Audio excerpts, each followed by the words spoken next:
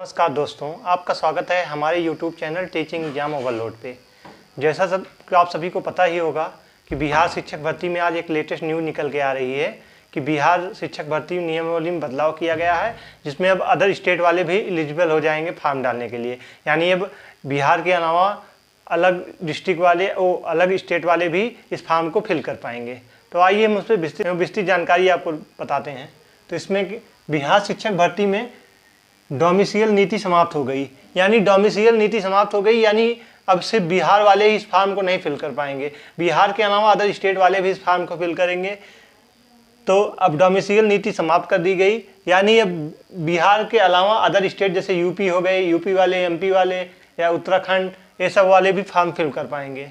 तो आप लोग को पता ही होगा, आज अभी 1-1.5 घंटे पहले न्यूज आई जिसमें डोमिसाइल नीति को समाप्त कर दिया गया और बिहार शिक्षक नियमावली में बदलाव किया गया। इसमें अदर स्टेट वाले भी एलिजिबल हो गए, वो भी अब फॉर्म फिल करवाएंगे। यानी अब अदर स्टेट वाले भी एलिजिबल हो गए, यानी यूपी या एमपी वाले भी अब फॉर्म फिल कर पाएंगे और बिहार शिक्षक भर्ती में परीक्षा दे पाएंगे, बैठ पाएंगे। तो बहुत ही गुड न्यूज़ निकल के आ रही है आप लोगों के लिए कि बिहार शिक्षक भर्ती में अब अदर स्टेट वाले भी बैठ पाएंगे। तो आज की ये ब्रेकिंग न्यूज़ थी। अब इसके बारे में और बात करते हैं, अब कौन कौन फॉर्म फिल कर पाएगा अदर स्टेट वालों में।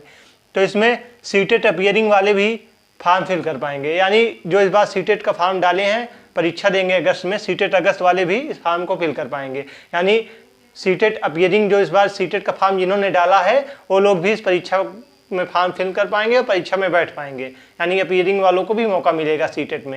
यानी सीटेट अगस्त वाले जो इस बार फॉर्म फिल किए हैं वो भी परीक्षा में बैठेंगे और परीक्षा देंगे। तो आप लोग भी फॉर्म फिल कर लीजिएगा, कोई इसमें दिक्कत की बात नहीं है। आप लोग तैयारी अभी अपनी स्टार्ट कर दीजिए। सीटेट के साथ साथ बिहार शिक्षक भर्ती की भी तैयारी स्टार्ट कर दीजिए। अगर आप सीटेट और बिहार शिक्षक भर्ती की तैयारी करना चाहते हैं तो हमारे चैनल के साथ जुड़ जाइए। हमारे चैनल पर सीटेट और बिहार शिक्षक भर्ती की प्रॉपर तरीके से टॉपिक वाइज क्लासेज चलाई जा रही हैं। चलिए अब बात करते हैं यूपी में और कौन कौन सा फॉर्म फिल कर पाएंगे और क्या उसका मानक रहेगा। तो यूपी या अन्य राज्य के निवासी जो हैं, यूपी या अन्य राज्य के जो निवासी हैं, जनरल कैटेगरी में आवेदन करेंगे और सीटेट में 90 नंबर चाहिए। तो यानी यूपी में जो यूपी वाले या अदर स्टेट वाले जो फॉर्म फिल करेंगे उन सभी लोग को जनरल में फाइट करनी होगी, यानी जनरल कैटेगरी में आवेदन करना होगा और सीटेट में 90 नंबर चाहिए फॉर्म फिल करने के लिए। यानी अदर स्टेट वाले जो भी फॉर्म फिल करेंगे, चाहे वो बैकवर्ड हो, एसटी हो या एससी हो, सब जनरल में फॉर्म फिल करेंगे और उन लोग की जनरल कैटेगरी में फॉर्म फिलअप करना होगा और सीटेट में 90 नंबर चाहिए इस फॉर्म को फिल करने के लिए। तो ये इम्पॉर्टेंट न्यूज़ थी कि आप लोग को जैसा पता ही होगा कि बिहार शिक्षक भर्ती नियमावली में बदलाव किया गया, डोमिसाइल नीति को समाप्त कर दिया गया। यानी अब अदर स्टेट वाले भी बिहार शिक्षक भर्ती में बैठ पाएंगे और परीक्षा दे पाएंगे।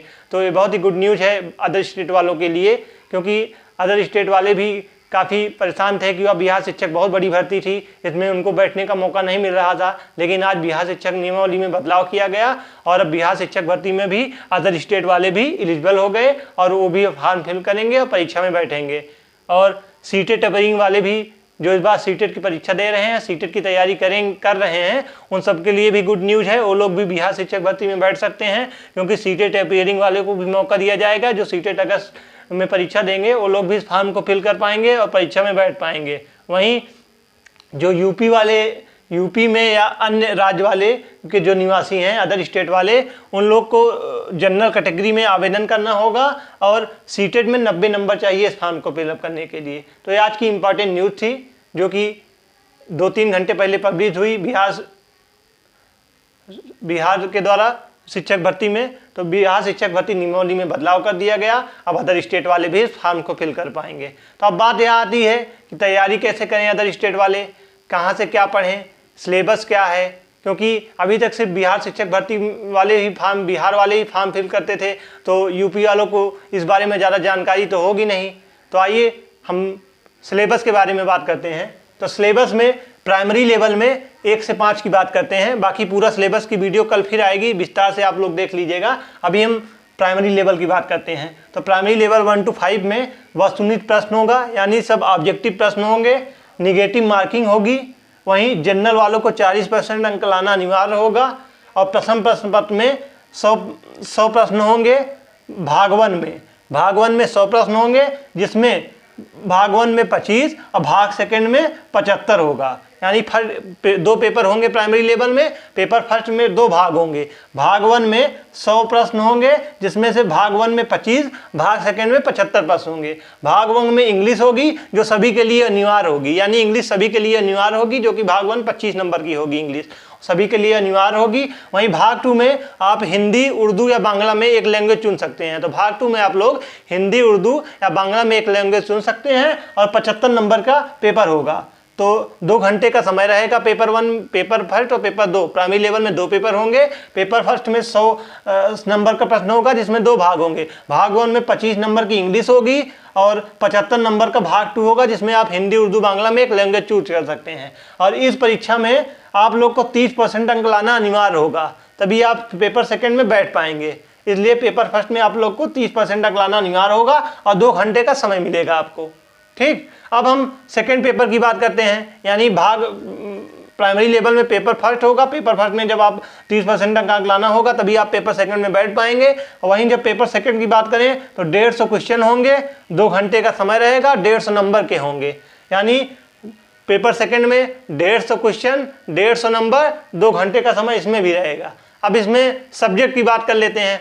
इसमें सब्जेक्ट में मैथ रहेगा, ठीक, मैथ के साथ साथ साइंस रहेगा, मैथ साइंस, और मैथ साइंस के अलावा जीएस रहेगा, जीएस के अलावा रीजनिंग रहेगी, रीजनिंग के अलावा सोशल साइंस रहेगी, सोशल साइंस के अलावा भारतीय राष्ट्रीय आंदोलन रहेगा, भारतीय राष्ट्रीय आंदोलन के अलावा भूगोल एवं पर्यावरण रहेगा। यानी मैथ, प्राथमिक गणित रहेगी, विज्ञान रहेगा, जनरल अवेयरनेस रहेगा, रीजनिंग रहेगा, सोशल साइंस रहेगा यानी सामाजिक विज्ञान, भारतीय राष्ट्रीय आंदोलन, भूगोल एवं पर्यावरण।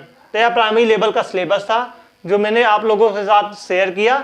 मैं आशा करता हूं यह सेशन आपको बहुत ही आसानी से समझ में आया होगा। तो अब अदर स्टेट वाले, जो भी यूपी या अदर स्टेट वाले हैं, वो लोग अपनी तैयारी में अभी से लग जाइए, क्योंकि अब एक बात और आप लोग याद करिएगा कि अब फार्म की डेट भी बढ़ेगी और एग्जाम डेट भी बढ़ेगी, क्योंकि अब अदर स्टेट वाले हो जाएंगे तो कैंडिडेट ज़्यादा होंगे, कैंडिडेट ज़्यादा होंगे तो कई शिफ्ट में एग्जाम होगा। जब कई शिफ्ट में एग्जाम होंगी तो डेट भी बढ़ाई जाएगी आगे और फार्म की डेट भी बढ़ाई जाएगी। तो अब यूपी वाले या अदर स्टेट वाले आप लोग अपनी तैयारी में लग जाइए, क्योंकि बहुत ही अच्छा मौका है आप लोगों के लिए बिहार शिक्षक भर्ती में बैठने का और नौकरी पाने का, एक सीट अपनी पक्की करने का। क्योंकि यूपी की वैकेंसी का भी कोई अता पता नहीं है। अभी आयोग बन रहा है, आयोग की भी डेली मीटिंग हो रही है, अभी यही सब चल रहा है।